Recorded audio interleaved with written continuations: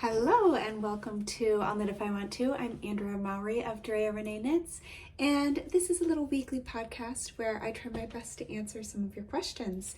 Today I am just dripping in knitwear. I am fully embracing the little cold front that we had blow into town. Last night we had a little storm, and today the high is in the low 60s. My walk this morning was cold. So I'll show you what I was wearing for it. I am wearing, first and foremost, my brand new released Ooey Gooey cowl. I'll discuss that more after I show you the rest of my outfit. We have to stand up to show you. These are the Topo pants. These are by Layla Makes, and I am so proud of these. They are going to be super hard wearing, great for hiking. They've got these cool knee darts you probably can't see, great pockets, little drawstring. Anyways, I'm very proud of these pants. They were really fun to make and quite the just like beautiful finishing details.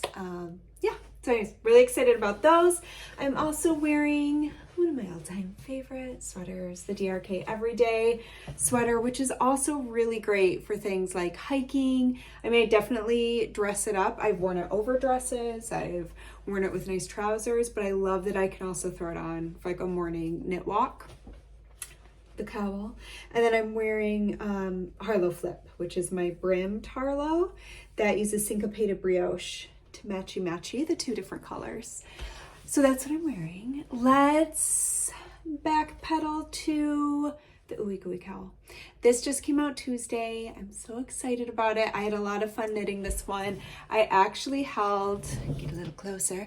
So it uses 2 strands of Odang, which is a baby Surrey alpaca from the Farmer's Daughter fibers. And that is a lace weight yarn, and I held 2 strands of it together, and I wish you could just reach through and feel it, like the squish factor on it. And I just feel like it does this really amazing thing to the color work where it just like, I don't know, it just, that's the only way I can think to describe it. It's just so good. So, and then I paired it with Spin Cycle yarns dyed in the wool, which I just love how effortless it makes color work.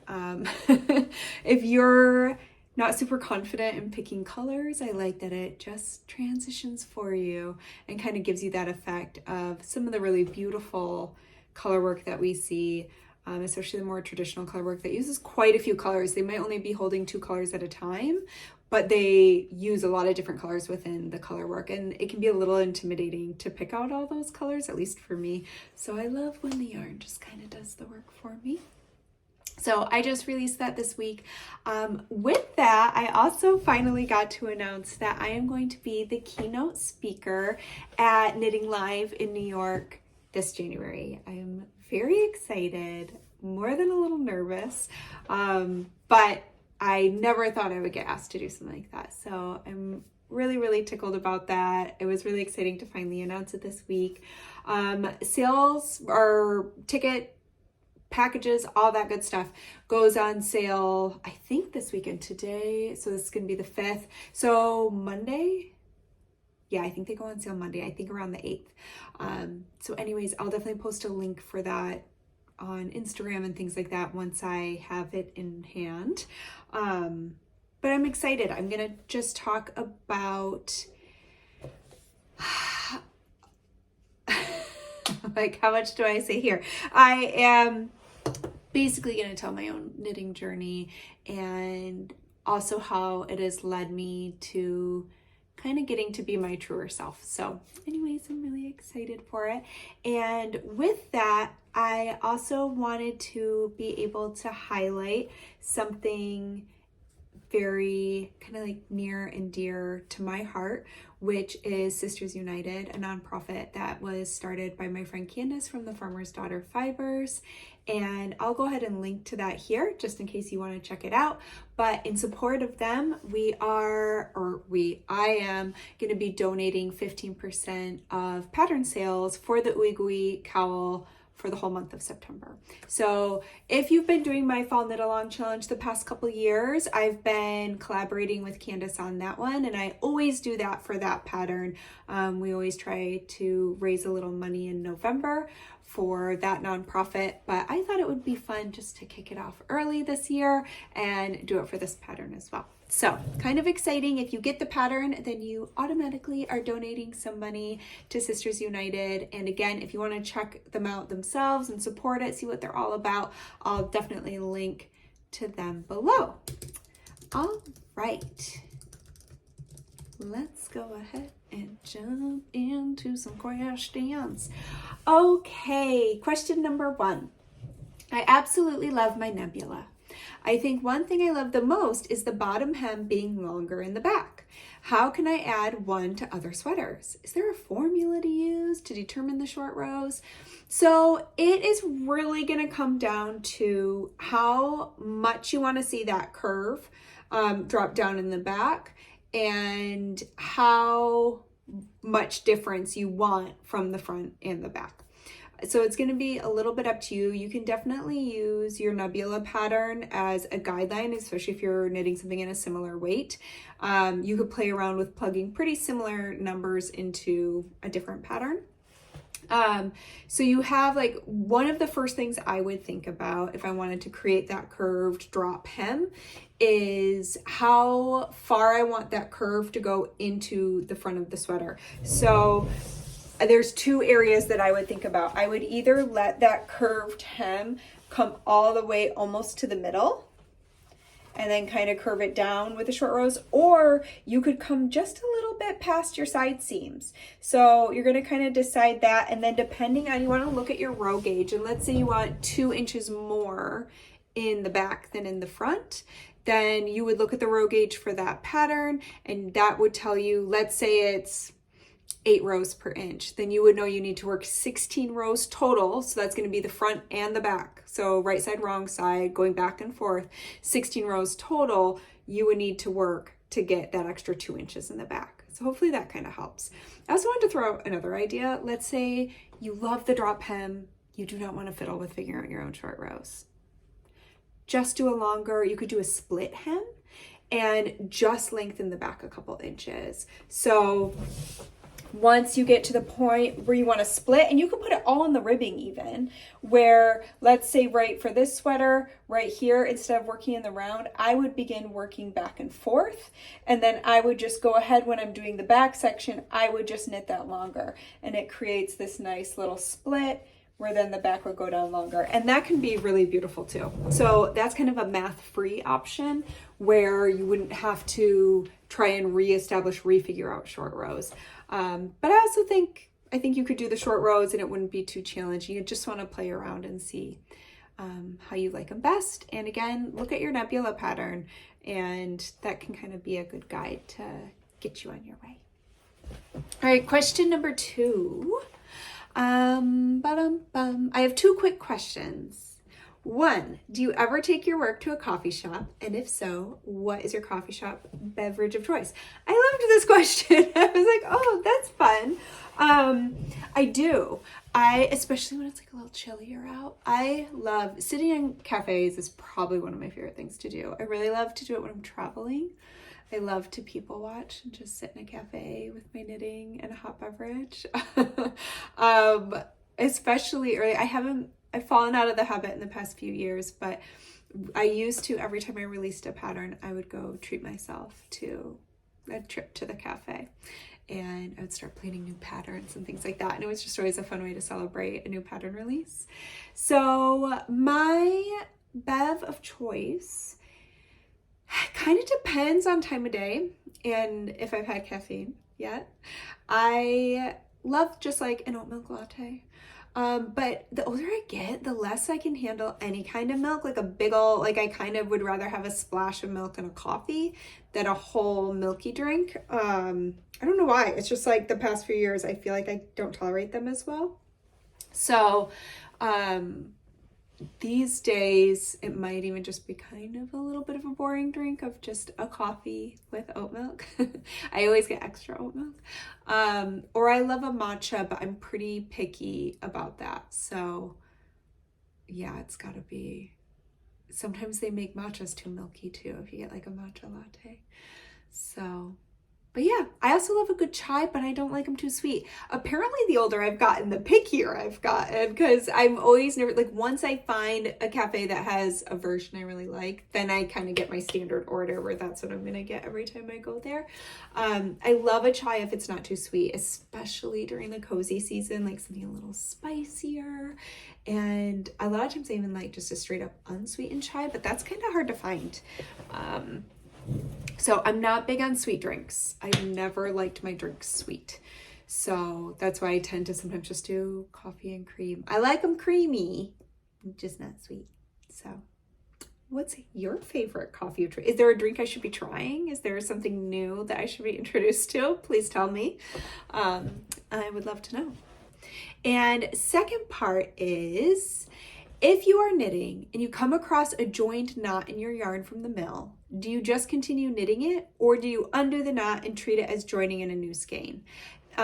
So it's going to depend on how it was joined at the mill. So most mills have this little machine that like puffs air and joins ends from their cones that they're applying together.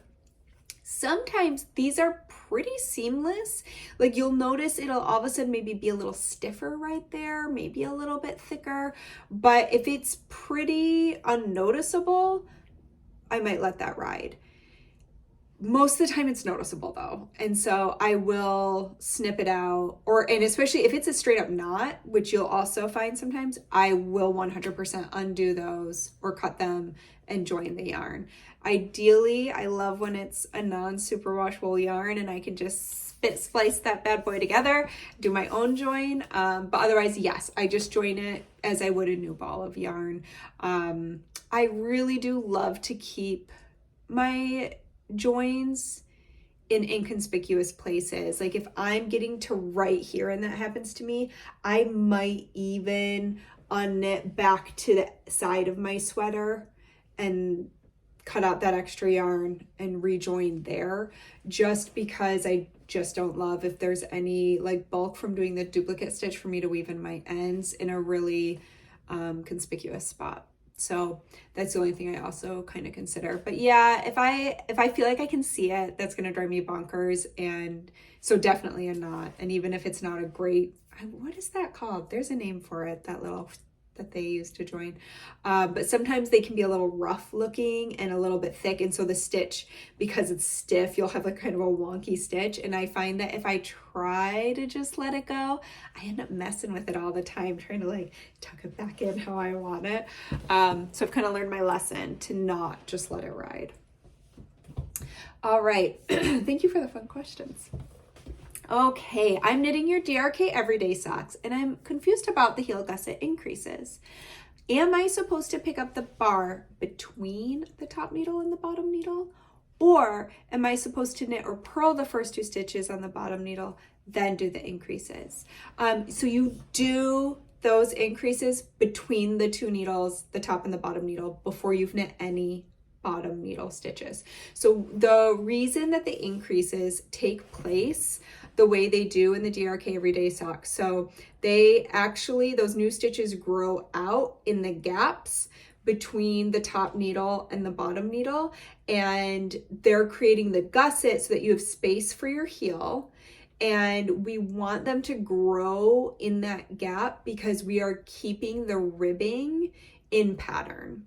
So if you went into stitches into your heel, it's just going to kind of not be this like really nice triangle of new ribbing coming up in that area. So it is in the gaps between the two, but you place your new stitches onto the bottom needle. So they don't just live in the gaps, they live on your bottom needle, but you create them in the gaps, if that makes sense. I hope that helps. All right, I almost pushed the stop button. I don't know what just happened there. It's like I finished that question and my brain went to, ooh, done. I'm happy I didn't. That would have been a really weird ending to this week's podcast. Okay, question number 4. For someone who's never been to Rhinebeck, What are your do's and don'ts? What do you wish you knew the first time you went? How do you recommend maximizing on the weekend and experience without burning out before the end? Can't wait to wear my Ooey Gooey, my first colorwork sweater, yay, and see what Rhinebeck is all about.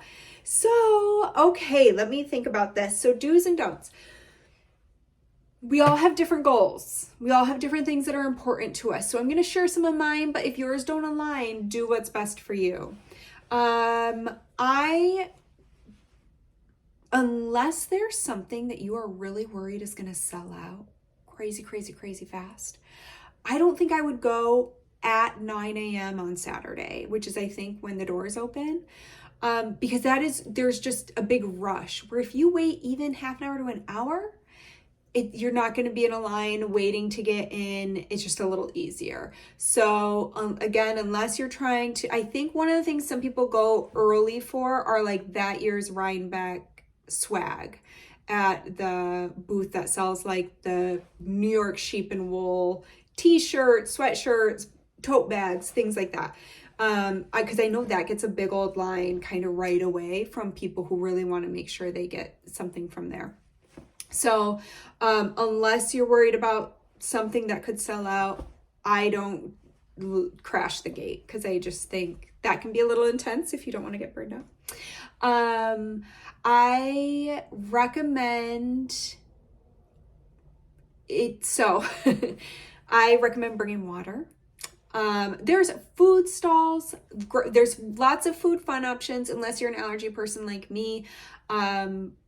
I haven't eaten a lot there, so I can't really say how allergy friendly it is. I would actually love if there's anybody else who's an allergy food person who has eaten at Rhinebeck during the festival and there's booths you know are safe. I would love to hear. Please throw those in the comments. I've never really had the time to be able to like check it out. So I always bring a snack and I always make sure I have water. Locate the bathrooms. The bathrooms tend to have pretty long lines, especially the women's bathrooms, but I will say they always have attendants in there and they are so good at keeping that line moving. But I also recommend planning your outfit considering the bathrooms because I have definitely more than one year worn a jumpsuit with a sweater over it. And that's a little challenging to get out of to use the restroom, especially when it's a crazy big line. So knowing where those are, like some of my favorite things to check out. It's really fun, even if you're not a spinner, it can be really fun to go check out the fleece barn. There's a bunch of button booths in one of the barns. I always love to look at the buttons. Just kind of taking your time and walking around. You can always check out, I believe they always have the site map and like the vendor map on the website. So might want to like star a couple of the places because it's big. So you might want to already kind of acclimate yourself to where some things might be. But know this, even if you get a little burned out, a little overwhelmed by the amount of people or anything like that, I have found, and I've gone quite a few times, that the fact that it's outdoors, weather dependent, because we've had all the different kinds of weather. It has snowed, it has rained, it has been very hot. So, also like check the weather before you go. You might want a poncho or an umbrella, and shoes that can handle mud if it gets rainy, layers, always layers. But in general, you can always find like a grassy little spot to just sit in it and decompress if you need to. So I love that part about it. Rhinebeck, the town's also very, very cute. So I recommend checking that out. There's a couple little coffee shops in town. There's restaurants. They do get really busy. It is never a bad idea to maybe think about getting a reservation if you plan to eat in town. Another thing to be aware of is, depending on where you're staying, you might have to cross the bridge over the river. That tends to be pretty slow going, along with getting out of the parking lot at the end of the day. So if you are going to stay till, I'm pretty sure it goes till 5 p.m. If you are going to stay till then, just know that's when everyone's trying to leave. So a lot of times I try to leave early or late to avoid the big traffic jam getting out of there. But It's a blast. It's really so much fun. It's easy to chat with people because everyone's excited about what they're wearing, what you're wearing, what are you getting. I've found that it's really easy to strike up conversations with people. Everyone's excited about what they're finding, and it's just a really good time. So I hope you love it. I've always really enjoyed it. And as somebody who is pretty shy and introverted, I find it, I think because there's that outdoor access, you can find quiet little pockets. It's really lovely. So there you go. Okay, last question. I want to knit the Traveler hoodie in Malabrigo Dos Tierras, which is a 50% wool and 50% baby alpaca sport weight. Will the 50% alpaca work for the sweater, or will it grow in length? Please advise. Okay, so I've not used that yarn, so I cannot tell you for certain. I would be wary though. That would give me pause to go, okay, there's a lot of alpaca in here. That wool might carry it. It might just be fine, but the Traveler stitch pattern wants to grow. So then when you use a yarn that also wants to grow, you're really gonna wanna think about that. It doesn't mean you can't use it. It might be like really lovely and cozy, but 100% do a big swatch. And I would recommend that as you're knitting it, once you get to the body length you think you need, I would do at least a steam block. And it's great if you have a hanger that has like the trouser hangers where you could clip it and do a steam block and just see how much it's grown and check it. Like that is one that I would check as I knit to watch that growth. That way, if you're like, oh yeah, now that I have my whole sweater cast on and I'm knitting this, it is growing an extra inch. So I'm gonna stop here instead of knitting further. And then it'll probably be fine. So you can use the yarn, just do the due diligence of a good size swatch and or blocking as you go. To make sure that it's the length you want. Especially be careful on the sleeves. Sleeves love to grow extra, more than the body will. So really take that into account, that those sleeves might want to stretch right out. So definitely keep that in mind. Okay, I think that's everything. We have got 2 knit-alongs going on now. We have the Ooey Gooey Rhinebeck knit-along. We also have the Ooey Gooey cowl knit-along. So we kicked off this release with a knit-along as well, and we are hoping that anybody who is attending Knitting Live in New York in January will bring it. We would love to do a big group photo. So that's going on now. You can find a link to that below in the show description. Otherwise, just head over to my Ravelry group, and I'll include the Instagram hashtag and everything down below as well. But as always, I will include all the links of everything I've chatted about and the questions in the show description. Thank you so much for hanging out with me, and I hope to see you back next week. Bye.